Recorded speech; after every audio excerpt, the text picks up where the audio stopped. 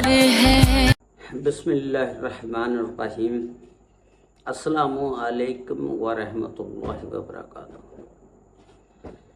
जी नाज़रीन, अज के व्लॉग दे विच मैं तुहानूं पाकिस्तान की एक बहुत मशहूर गुलूकारा आ सनम मारवी, उन्होंने एक टीवी प्रोग्राम दे विच एक पॉडकास्ट दे विच इंटरव्यू दिता और उन्होंने अपनी तीसरी शादी का उस दे विच ऐलान किया और फिर उन्होंने दस्या अपनी शादियां दे बारियां दे विच कि पहली शादी क्यों टुटी, दूसरी क्यों टुटी शादी, हुण तीसरी शादी जिहड़ी कीती आ वो किहड़े बंदे नाल कीती आ ते वो की करदा ते उसकी मुकम्मल तफसीलात मैं अज दी इस वीडियो दे विच मैं तुहानूं दसांगा।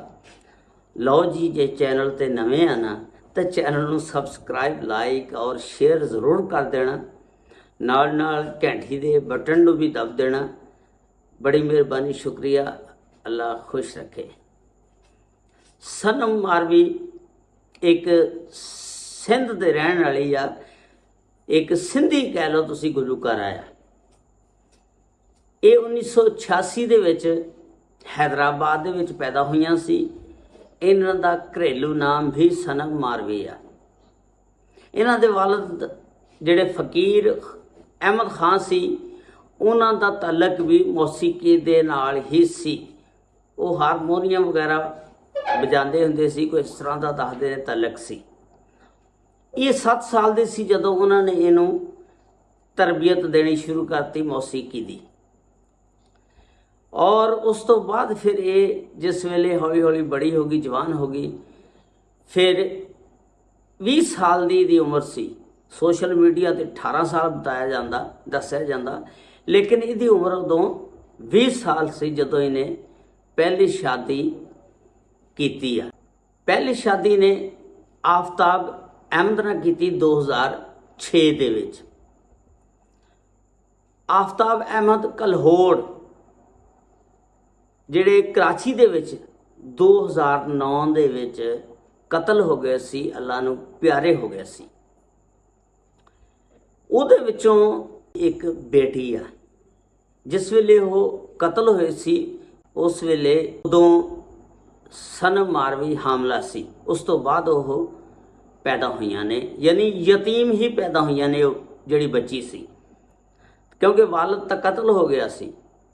उस तो बाद इन्होंने शादी हामिद खान ना कराई, जिहड़े इन्हां दे खालाजाद भाई सी।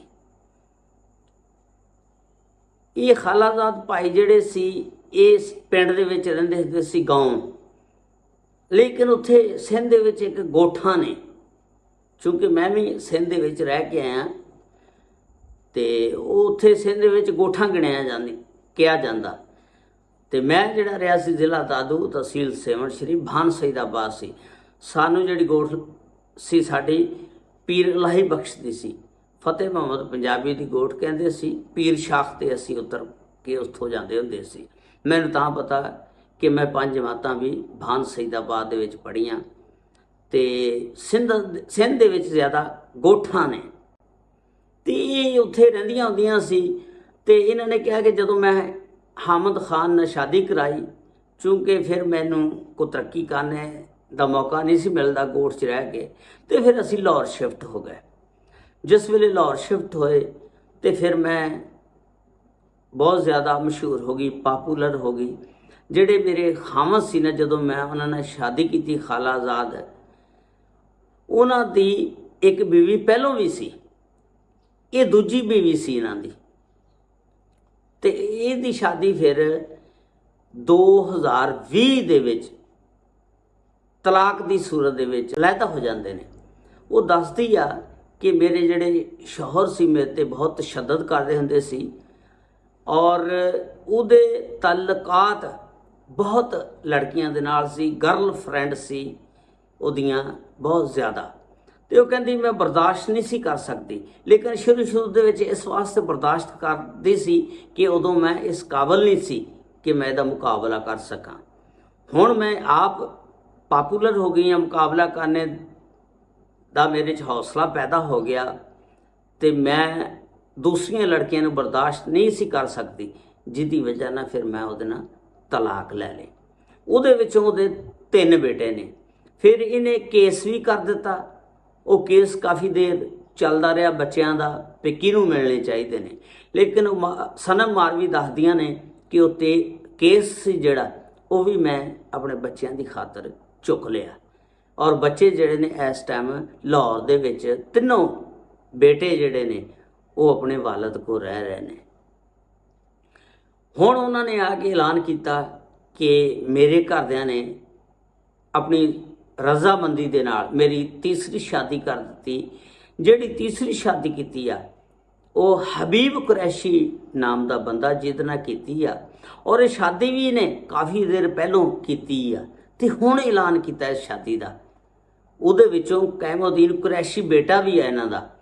ਤੇ ਤੁਸੀਂ ਦੇਖ ਲਓ, ਇੱਕ ਸਿੰਗਰ ਗੁਲੂਕਾਰਾ ਛੁਪਾ ਕੇ ਰੱਖਿਆ ਸ਼ਾਦੀ ਨੂੰ, ਹੁਣ ਆ ਕੇ ਉਹਨੇ ਐਲਾਨ ਤੀਸਰੀ ਸ਼ਾਦੀ ਦਾ ਕੀਤਾ। ਇਹ ਜਿਹੜੀ ਸਿੰਗਰ ਗੁਲੂਕਾਰਾ ਇਹ ਲੋਕ ਫਨਕਾਰਾ ਔਰ ਕਲਾਸੀਕਲ ਮੌਸੀਕੀ ਔਰ ਫਿਆਨਾ ਕਲਾਮ ਨੇ ਜਿਹੜੇ ਉਹ ਪੜ੍ਹਦੀ ਆ। ਇਹਨੇ ਸਿੰਧੀ, ਬਲੋਚੀ ਔਰ ਪੰਜਾਬੀ ਜ਼ੁਬਾਨ ਦੇ ਵਿੱਚ ਗਾਣੇ ਗਾਏ ਨੇ ਤੇ ਹੁਣ ਇਹਨੇ ਤੀਸਰੀ ਸ਼ਾਦੀ ਕਰ ਲਈ ਆ। ਪਤਾ ਨਹੀਂ ਇਹਦੇ ਵਿੱਚ ਇਹ ਕਾਮਯਾਬ ਹੁੰਦੀ ਜਾਂ ਨਹੀਂ, ਅੱਲਾ ਨੂੰ ਪਤਾ। ਤੇ ਤੁਸੀਂ ਕਮੈਂਟਸ ਵਿੱਚ ਦੱਸਣਾ ਕਿ ਇਹ ਤੀਸਰੀ ਸ਼ਾਦੀ ਉਹਨੇ ਕਰਕੇ ਠੀਕ ਫੈਸਲਾ ਕੀਤਾ ਜਾਂ ਗਲਤ ਕੀਤਾ। ਇਹਦੇ ਕੋਲ ਸਿਰਫ ਇੱਕ ਬੇਟੀ ਹੈ ਜਿਹੜੀ ਪਹਿਲੇ ਖਾਮਦ ਦੇ ਵਿੱਚੋਂ ਸੀ ਤੇ 3 ਬੇਟੇ ਇਹਦੇ ਪਹਿਲੇ ਸ਼ੌਹਰ ਕੋਲ ਨੇ, ਲਾਹੌਰ ਰਹਿੰਦੇ ਨੇ। ਇਹ ਸੀ ਅੱਜ ਦੀ ਤਫਸੀਲਾਤ ਜਿਹੜੀ ਮੈਂ ਤੁਹਾਡੇ ਨਾਲ ਸ਼ੇਅਰ ਕੀਤੀ। ਉਮੀਦ ਹੈ ਤੁਹਾਨੂੰ ਪਸੰਦ ਆਈ ਹੋਵੇਗੀ। ਤੇ ਜਾਂਦੇ ਜਾਂਦੇ ਸਬਸਕ੍ਰਾइब, लाइक और शेयर का बटन जरूर दब देना, बड़ी मेहरबानी। अस्सलामु अलैकुम व रहमतुल्लाहि व बरकातुहू।